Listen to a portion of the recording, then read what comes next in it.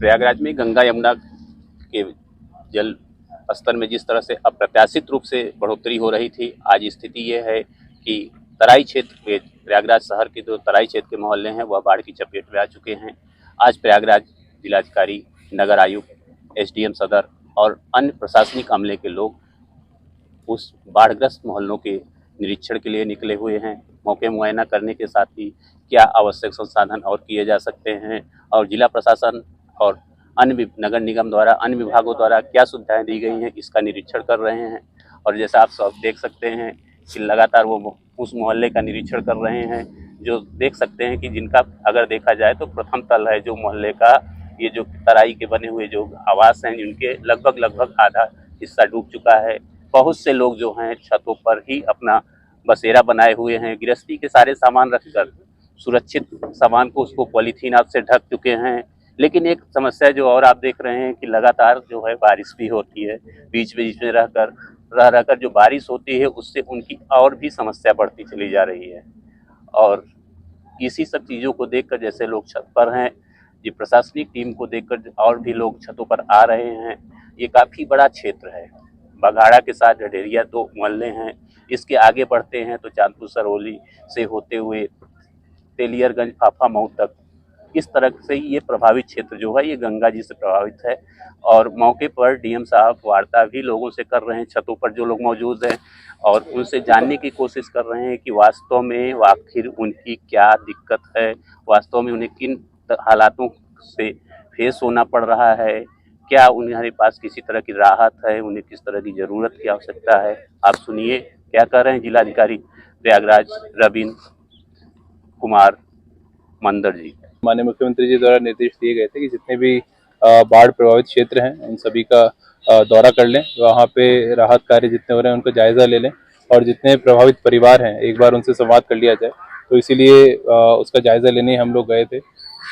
अभी छोटा बगाड़ा और बड़ा बगाड़ा जो मोहल्ला है उसको हमने देखा है और लगभग जो फर्स्ट लेन के जो नदी के किनारे के घर हैं तो वहाँ तक पानी गया है। अभी बहुत सारे लोग घरों में ही ऊपरी मंजिल पे रुके हुए हैं। उन सभी लोगों से हमने फीडबैक लिया है, जिन जिन को भी भोजन की आवश्यकता है तो वो अभी हमने हमारी तहसील की टीम को डायरेक्शन दिया है कि एक बार जितनी बोट्स यहाँ पे चल रही हैं उन बोट्स में लाउड स्पीकर के माध्यम से सब लोगों से पूछ लें और जिनको आवश्यकता है उनको तत्काल भोजन सामग्री उपलब्ध कराएं। क्योंकि लाइट भी कटी हुई है तो मोबाइल से कई बार कम्युनिकेशन होना मुश्किल हो जाता है। तो उन सभी को कंट्रोल रूम का जो नंबर है 1070, मैं आपके माध्यम से भी सभी लोगों को अवगत कराऊंगा, उस पर कॉल करें कोई भी इमरजेंसी होती है तो। हमारे 7 जगह पे रेस्क्यू सेंटर्स हैं वो ऑपरेशनल हैं। यहाँ पे एक रेस्क्यू सेंटर है वो ऑपरेशनल है, यहाँ से कुछ लोगों ने वहाँ पे मूव किया है तो वहाँ पे भी प्रॉपर तरीके से व्यवस्थाओं को सुनिश्चित किया जा रहा है, उसका भी इंस्पेक्शन हम लोग करेंगे। और जिन लोगों के पशु हैं उनके लिए भी एक जगह पे व्यवस्था की गई है, उसमें उनके लिए भूसा, चारा आदि की व्यवस्था हो जाए। एक अनुमान ये है कि पानी अब कल से घटा है तो कल तक हो सकता है कि और पानी घट जाएगा तो फिर यहाँ पे थोड़ी सहूलियत हो जाएगी और लोगों से लगातार हम लोग टच में रहेंगे। और आप मीडिया बंधु से भी अपील करेंगे, कहीं पे भी अगर आप लोगों को भी ऐसा लगता है कि कहीं फीडबैक देने की आवश्यकता है आप लोग भी हमें जरूर सूचना उपलब्ध कराएं। जी सर, एक सवाल है, ग्रामीण क्षेत्र भी प्रभावित है तो वहाँ के लिए क्या? और वहाँ के लिए भी देखिए सभी जो हमारे एसडीएम्स हैं वो नोडल ऑफिसर हैं इसके लिए, तो उनके माध्यम से सभी प्रधानों को और लेखपालों को निर्देशित किया गया है। जहाँ जहाँ पानी भर रहा है लोगों से लगातार फीडबैक ले रहे हैं। और एक चीज़ और हमने कही है कि जितने यहाँ पे प्रभावित परिवार है उनके जो वार्ड के मेंबर्स होंगे, उन लोगों से, यहाँ के पार्षद होंगे, उनसे भी लगातार फ़ोन करते रहें, टच में रहें और कहीं भी कोई इशू आता है तो उसका टीम्स मूव करें।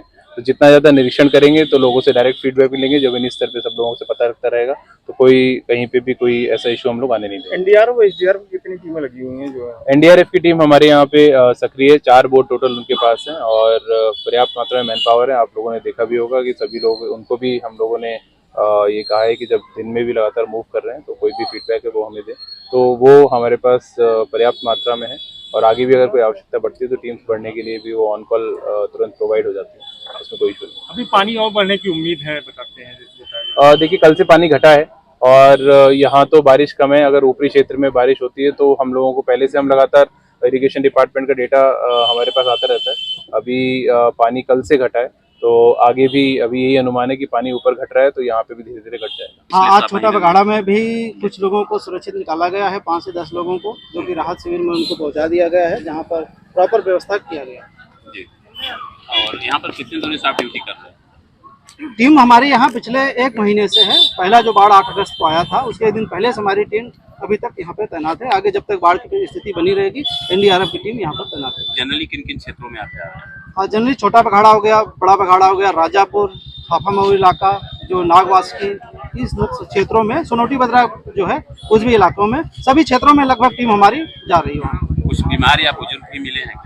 नहीं, अभी तक ऐसी कोई सूचना नहीं मिली है। ज़्यादातर लोगों को सुरक्षित निकाला गया है। इन केस राहत शिविर में किसी को मेडिकल की जरूरत पड़ी है तो वहाँ पर शासन लगी हुई है हर सुविधा मुहैया कराने के लिए। Anil Kumar, inspector Anil Kumar, NDRF Varanasi. ये हालात है और मौके के बाद अब हो सकता है कि यहाँ पर जो ज़रूरतें हैं उस पर भी कुछ और सुधार हो। फिलहाल सारे राहत शिविर जो हैं खुल चुके हैं और बड़ी संख्या में यहाँ पर नावें भी तैनात हैं और छात्र जो ये क्षेत्र है जहाँ पर हम निरीक्षण कर रहे हैं, अधिकतर क्षेत्र जो है प्रतियोगी छात्रों का क्षेत्र, बाहुल क्षेत्र है और उन सब चीज़ों का जैसे आप सामने देख सकते हैं एक एक घरों को कोशिश की जा रही है जिलाधिकारी द्वारा कि उनका निरीक्षण किया जाए, उनकी समस्याओं को समझा जाए और फिर उस पर जो उचित राहत हो वह तत्काल प्रदान की जाए। Shivpujan Singh, NVT online, Prayagraj, Uttar Pradesh.